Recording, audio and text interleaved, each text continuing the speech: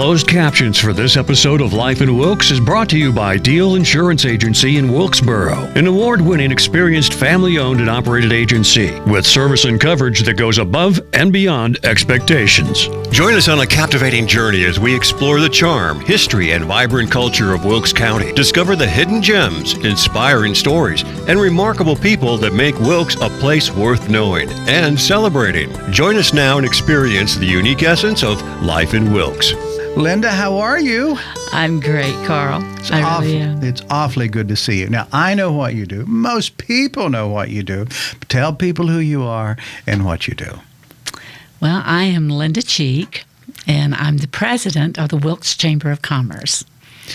Now, what we're getting ready to talk about is the fact that you've been saying that for a long time, haven't you? Yes. 25 years? 25 years. Working on my 26th. 26 years. Oh, my goodness.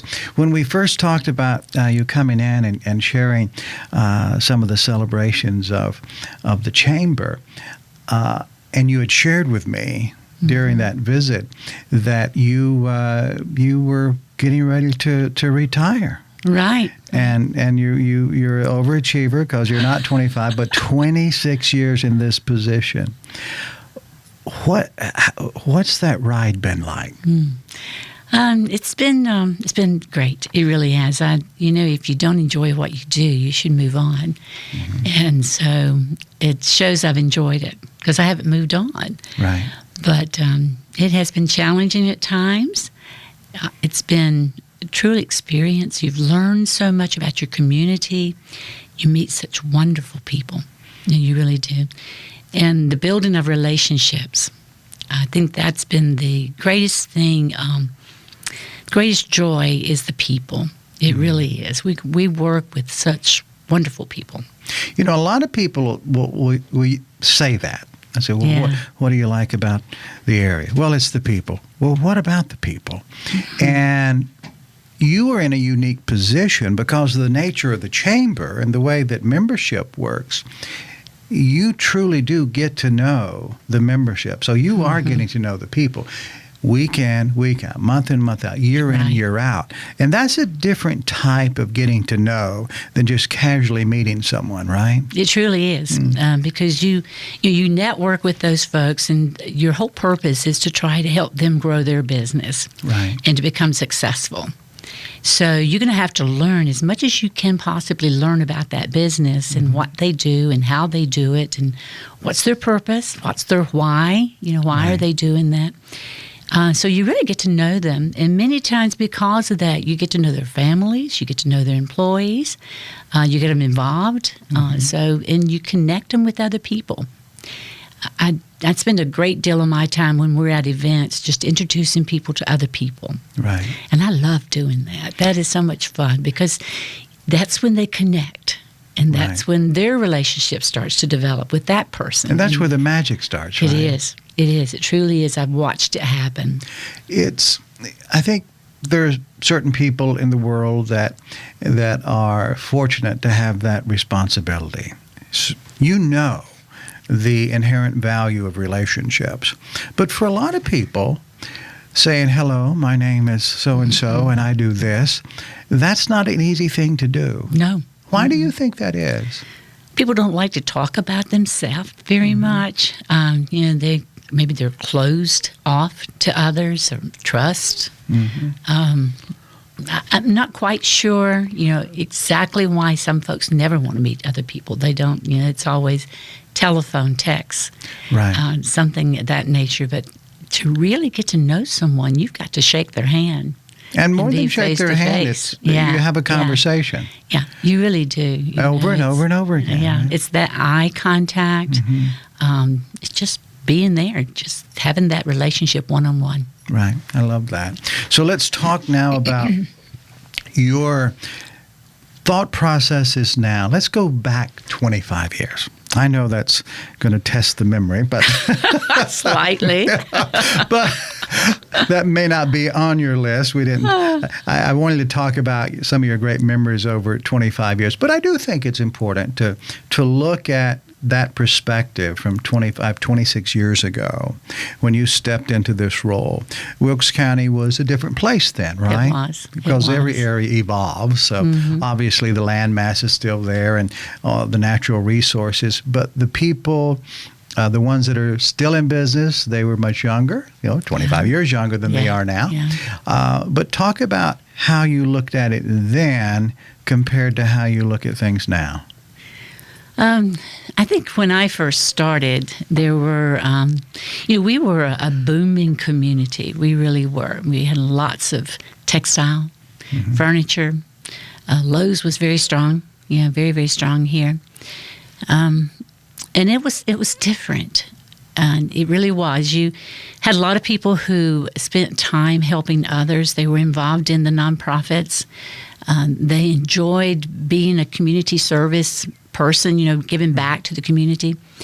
And I've noticed over the years that's kind of disappeared somewhat simply because of time, staffing, cost, all of those things relate to that. So I've seen a big change in that. But, when we lost all that textile and furniture, we could have easily become a ghost town. Right.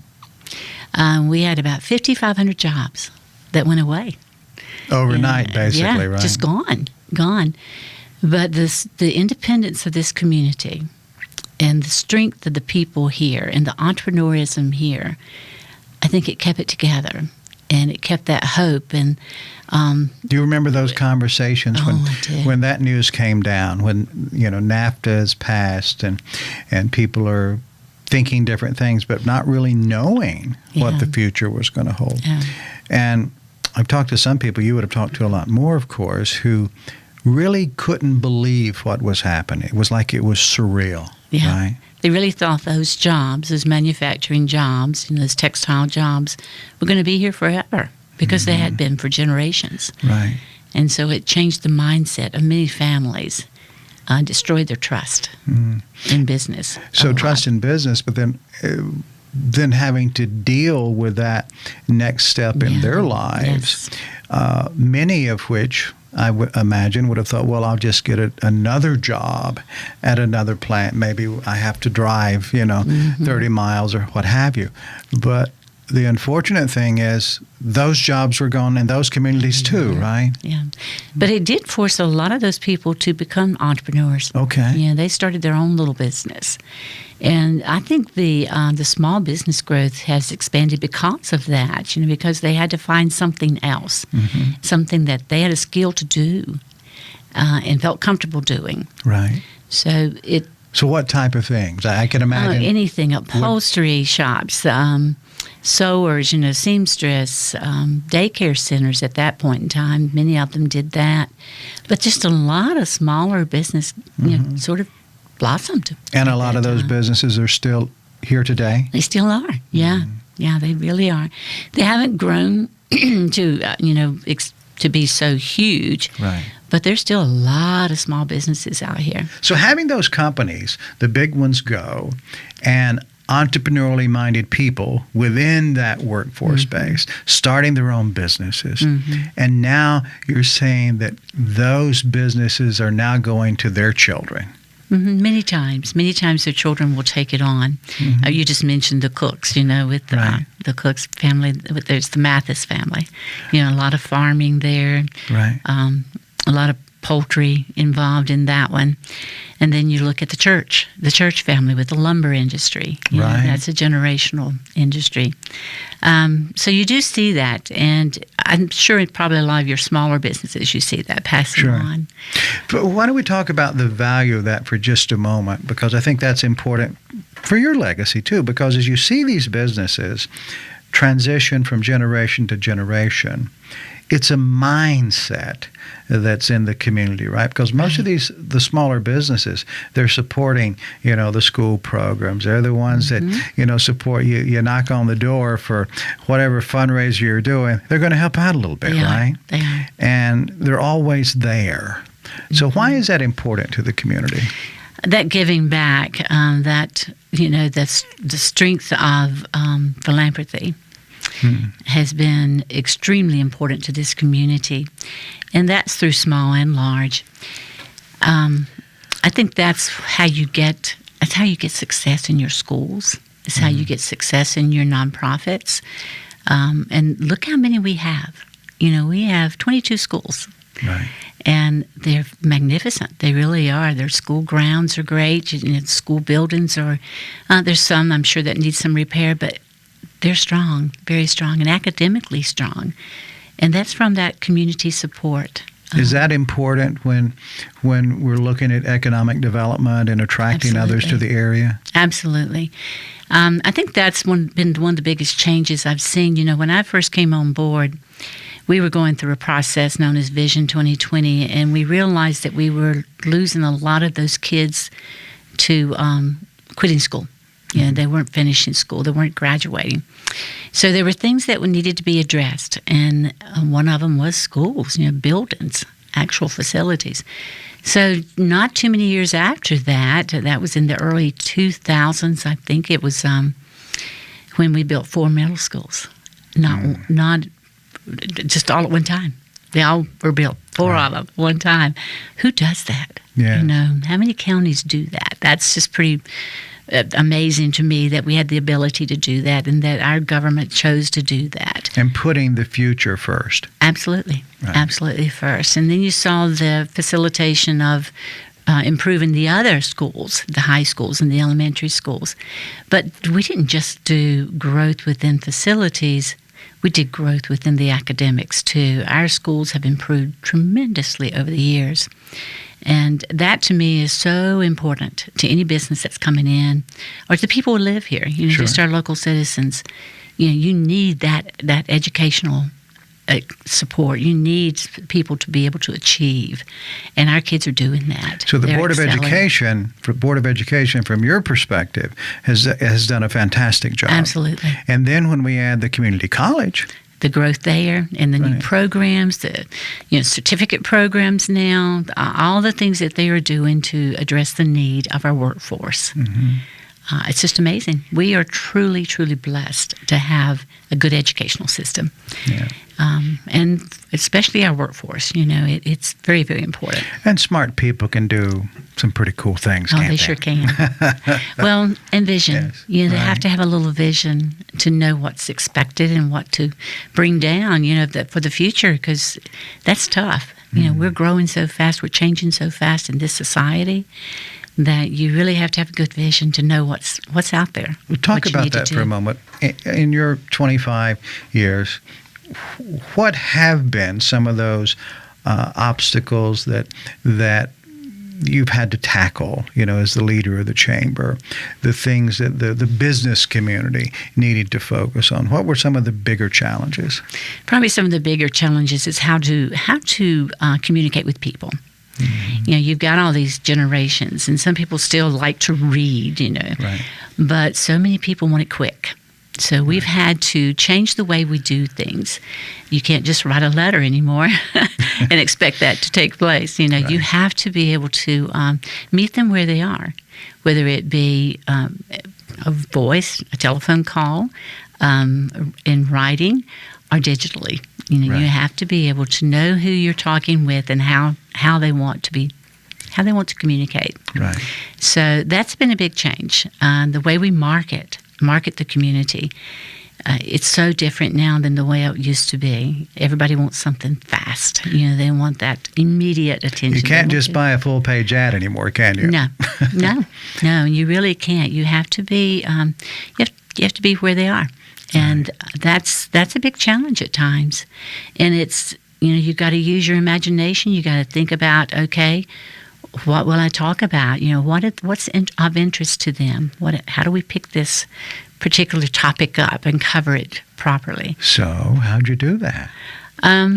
A lot of looking at other organizations, other chambers. Mm-hmm. That's the thing about chambers. You do have other chambers that are much larger than you, and they do a lot of new things, new ideas, new programs that you can borrow from and implement into what fits into your community. And see what works. What's working for them will likely work for you. Absolutely. Right. And if it didn't work for them, then you shy away from it. Right. So I'm not going to try that. But you learn so much just through association of other chambers and other organizations. So that's a big part of what you have spent your time doing. So it's not just, boots on the ground locally, if you will, but you've got to spend your time staying informed on what the trends are, what's going on, what's working for, as you say, marketing. Not just so you can do market the chamber, but so you can help your members know what to do. Right? Is that part of it? It is. It's a big part of it. Because you're here as, I look at us as a chamber as being a catalyst for business growth.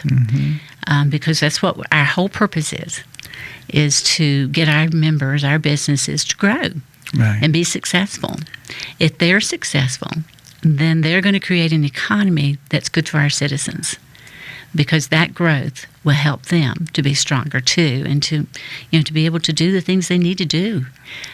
So we try to work really hard as that catalyst. Do you have members now that came on board when you started and are still members today? Absolutely. Do you find that the longer that relationship is there, the more successful the community and those people are? I think so. We've seen change, a lot of change. Of course. But yeah, I really do. The longer they're there, and they change, they have to do business differently too. And they have those relationships built. I go back to that all the time. You've got to have those relationships with other organizations. So when people are frustrated, they're a member of the chamber and they're frustrated because they joined and, the world didn't turn around the next day. It may be because, or it could be because, time just hasn't had a chance to work, and the relationships haven't been invested in yet. Right. Is that part of it? Part of it, or just choices. Yeah, did they make the right choices? Sure. Were they at the right place at the right time? A lot of factors. So there's a lot of a lot goes into it, right? There is. It's a lot, and we had to look at programs. We've had to develop programs that were needed for our membership. Programs for leadership development. We took that on after Vision 2020 as well, because we found that there was a little lack of leadership development in our community. Right. So we decided, okay, let's do this. And so what do? We reach out to other chambers. What are you doing? What type of leadership development programs do you have? Calling on that mastermind again, right? That's right. Right. And so we began that in 2000, and actually this is our 24th year of doing leadership development. Success. Very successful. We have probably around 500 graduates. We have 21 in the class this year, starting the class in a couple of weeks, so next week, actually. So just a quick thumbnail, what is that program all about? How does it work? Teaching the people who participate in that program about their community. They learn about government, what's in county government. A lot of people think, well, I pay my taxes, but where's that tax money go? Right. So we get them in front of John Yates and some of the department heads there with the county, and they talk about what they do and their responsibilities and who they serve and how the money is spent, where the money comes from. And they really do explain to those folks what is county government. What's the role of a county commissioner? So when they get through the program, it's not just government. We talk about education. We go into business and industry. We cover tourism, environment, town government. We go through all of it. And the process is just to get them more aware of their community and what's here. What are some of the assets here? What are some of the business and industries here that are successful or not successful? Even the lake, we talk about the lake. Why do we have this big reservoir here, and how did it develop, and what's the purpose of it? All of those things are covered. So when they finish the program, they've got a pretty good oversight of their community. Very informed. So success stories there? Just lots. I know on your list you have to. I would imagine you'd have something that relates to this, but share something that you are particularly proud of having see happen because of that program. Well, I see some county commissioners who are graduates. Okay. Right. That plus the fact that we got a mayor who's a graduate. Mayor Hauser's a graduate. Mike Inscore was a graduate of leadership. But I think probably most of those people who have graduated are now advocates for their community. And, you need strong advocates. So we do have, when you have those naysayers who say, you don't want to live here, there's nothing to do here, there's no future here. But then you have the advocates who say, oh, yes, there is. I've seen it. I've experienced it. I've been there. I know. So that's part of our purpose, is to create those advocates who are in the know, who can say, you're wrong when they're wrong. Right. Let me tell you what I've learned. Let me tell you what I've seen. So, and to have learned it means that many of the people who go through the program, they may have thought differently as well. They did. And then they were not aware. Right. Yeah. Many of them who are been here all their life, lived here all their life, have walked away and said, I had no idea. Right. And So just that really knowing makes a difference, It doesn't does. It really does. Makes you appreciate what you have. Well, good job, Linda, on that. So let's talk about some of those great memories you have for the past 25 years. My Because goodness. this is important. It's really, it's just a really big deal. Congratulations. It is. Thank you. It's just such a major accomplishment to make a commitment to not just a job, but to a community and to so many people, having that impact of helping people be informed, helping people discover more facts on how things work in their community. That's life-changing. It is. It is. It is. So that's a good thing. All right, what's on your list? What are you proud of? I didn't make a list of that. Oh, okay. I think probably just some of the things that maybe the chamber wasn't a big part of it, but being able to be in it and be involved in it would be the downtown revitalizations. Oh, sure. Those, to me, have been so important. And it just, to watch that happen and to see the pride that people have in their community because of it, it's pretty awesome. It's amazing what streetscape can do. And everything was there. It's more than dressed up. It's better. It is. Right? It's much better. Much better. Much improved. And just people find it so attractive. We have folks who come in to visit, and they'll say, you have such a unique, beautiful downtown. And, of course, we quickly say, yes, we do. But they really do appreciate that. Just the tree lines, and the awnings, and just clean. Right. Being a clean downtown. It makes a difference. Tremendous difference. That, I think the expansion of trails, the Greenway, those things that get people outdoors and let them enjoy the outdoors, that has had a tremendous growth over the years. Lots of new trails, lots of utilization of the rivers and the lake.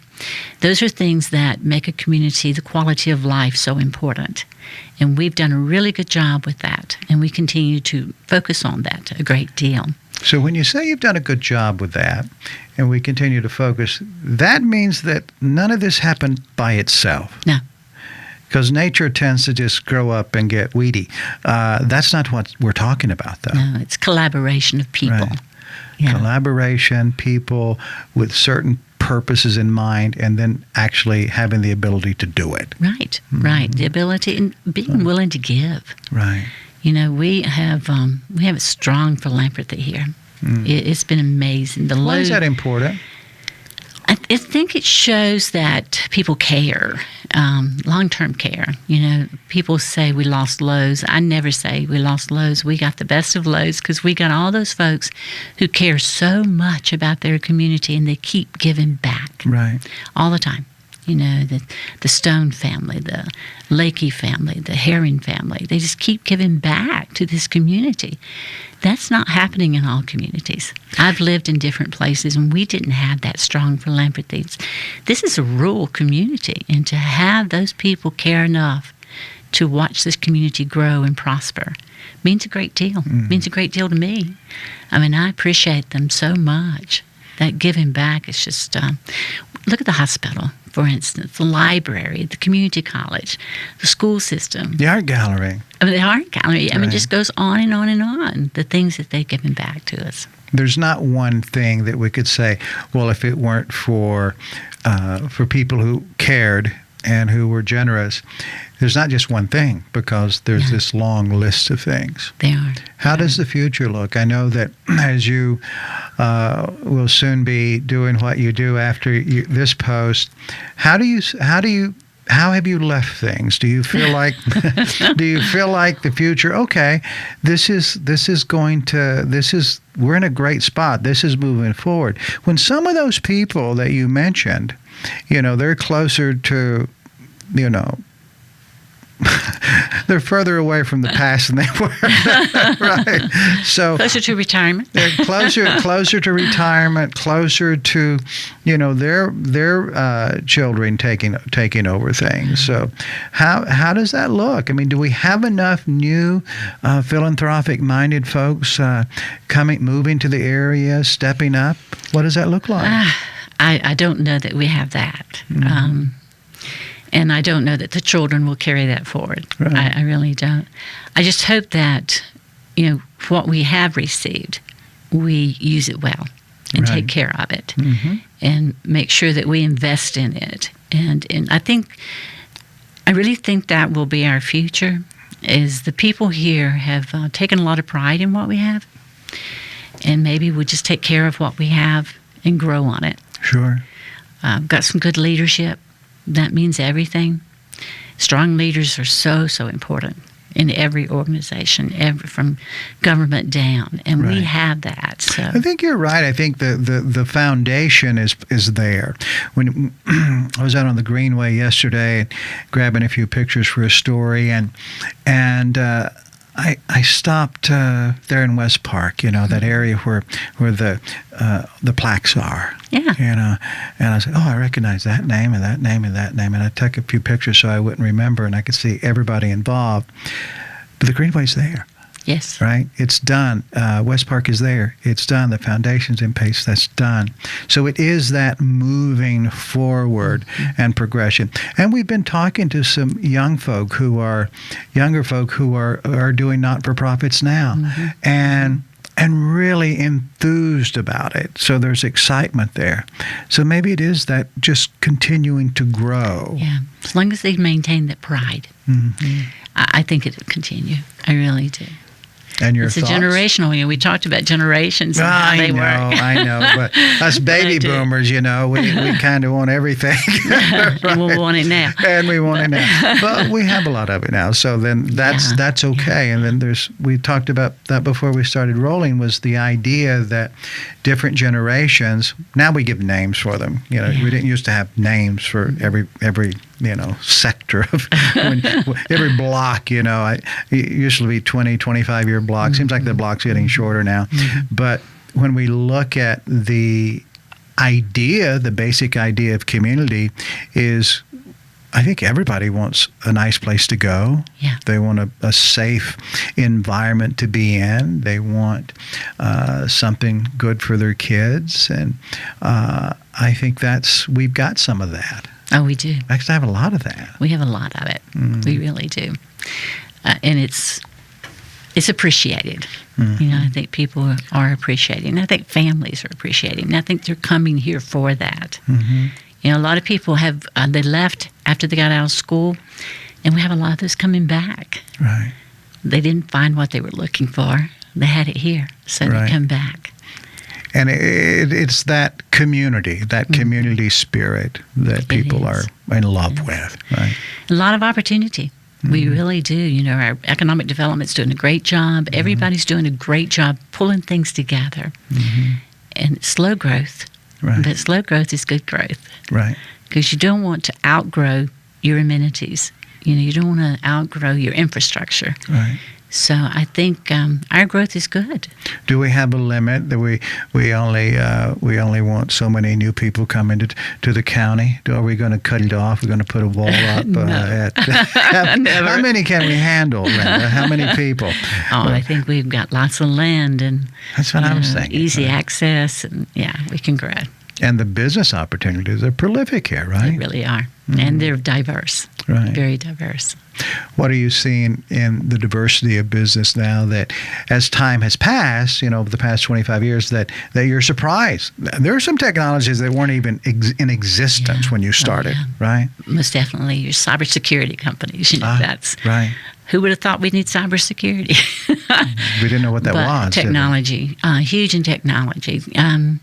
The wine industry. Look at that industry just alone. Sure. Yeah, we have 10 vineyards, I think 11 now, in Wilkes County. And the contribution of that industry to our overall state has been tremendous. Right.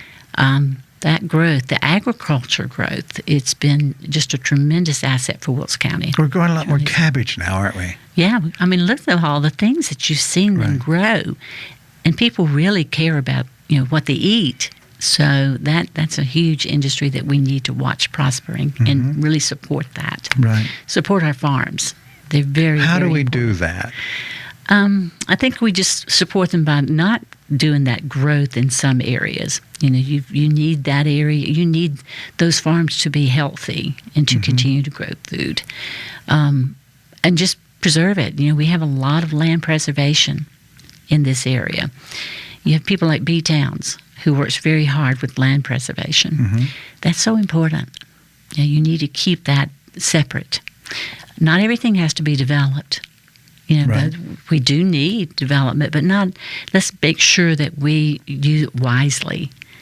So we do need to have space for humans, right? But we need space for our trees. We do. We need space for our farms. Right. Some of the farms are tree farms, right? Not so much here. Right. Forestry, right.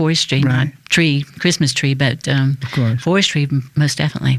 I think down in Rhonda they have those walnut trees. There's a farmer down there that's got walnut trees. I'm not aware of that. That's amazing. I don't know if he wanted anybody to know about that or not. But, he may not. But the point is, it was multi-generational. Right. Because walnut trees that make walnuts, so they're old, right? Yeah. So it was a very interesting when we look at the area. So when you look at Wilkes County, obviously Wilkesboro and North Wilkesboro and the county, as far as the economic development with factories, that's pretty much a wide open canvas, right? It is. So when we look at another town, which is Rhonda, right? And it's that rural community. Yeah. So talk about Rhonda for a moment, would you? Oh, sure. Yeah, do that. See, over the years, I've seen so much potential for Rhonda. Mm-hmm. They have water and sewer in that area because of the connection with Elkin.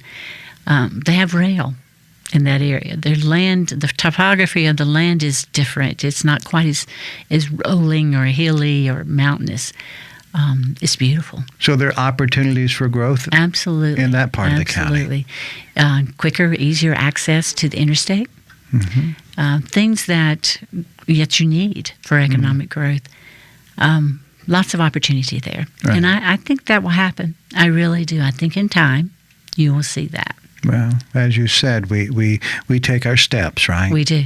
That's good. And it's slow. Yeah, this is slow. We think it through. We think it through thoroughly before we make some major decisions. Well, there was a call that, or a visit that I had with you recently, and we were talking about the end of the year, and I said, let's talk about the Christmas parade. Now, one of the things that you've had the honor to do over all these years, were you the Christmas parade queen from the beginning of the chamber?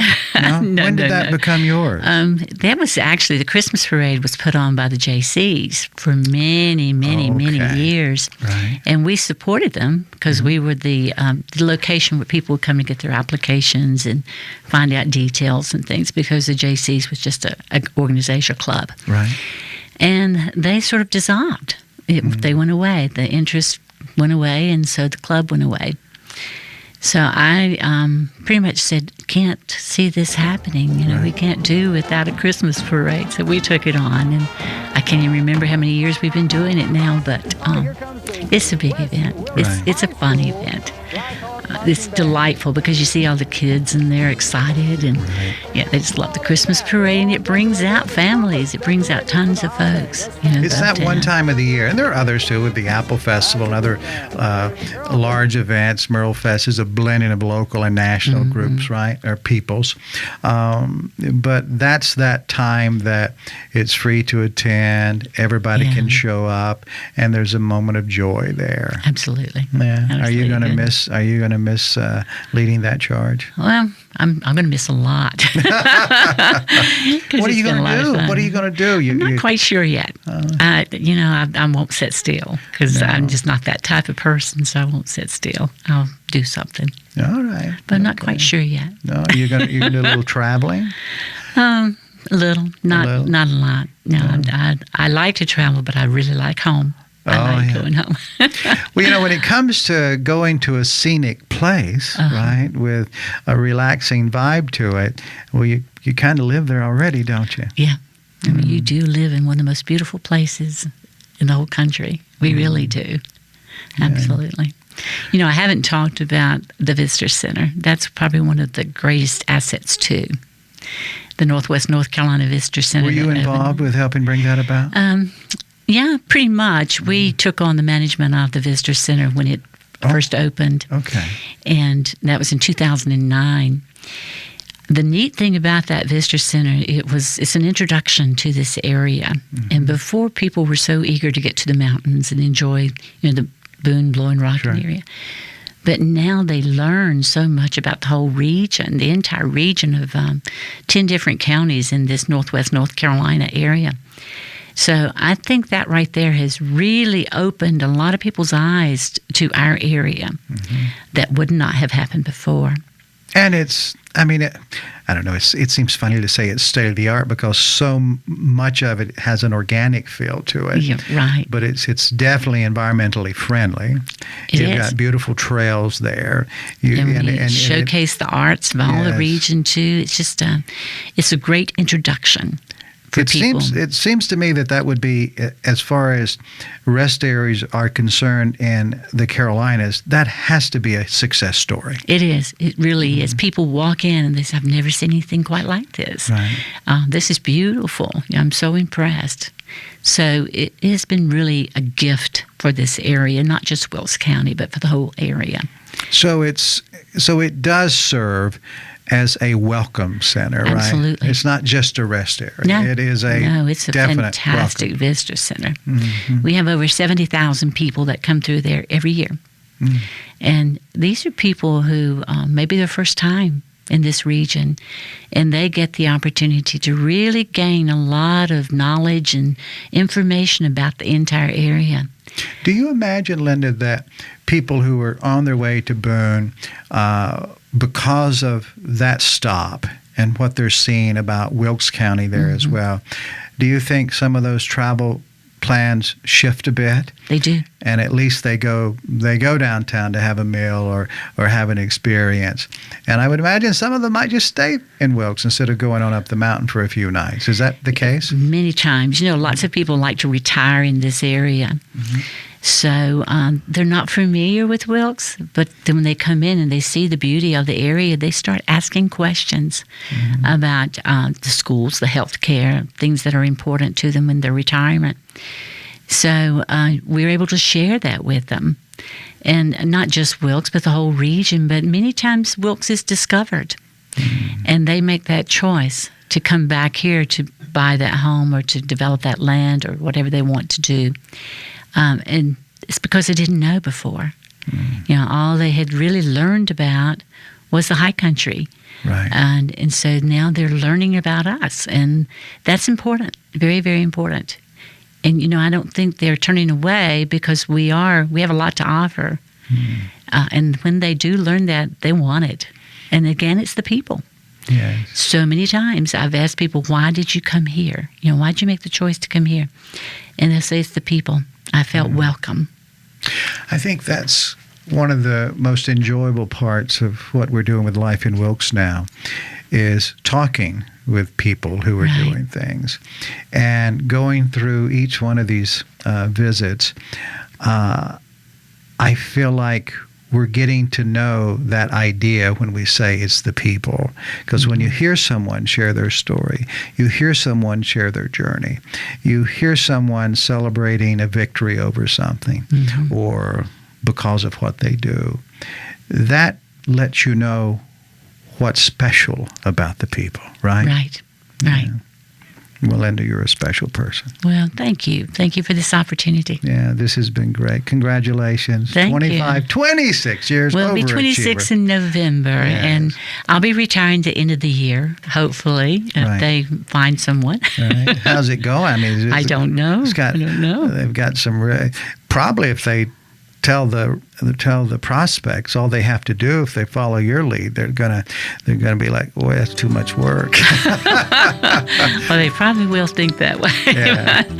But it is truly a wonderful job. It really is. It's just you're in the know because you have to be. You have to know what's going on, and you got to be a caring person. You really do. You have to care about about your community and about your people.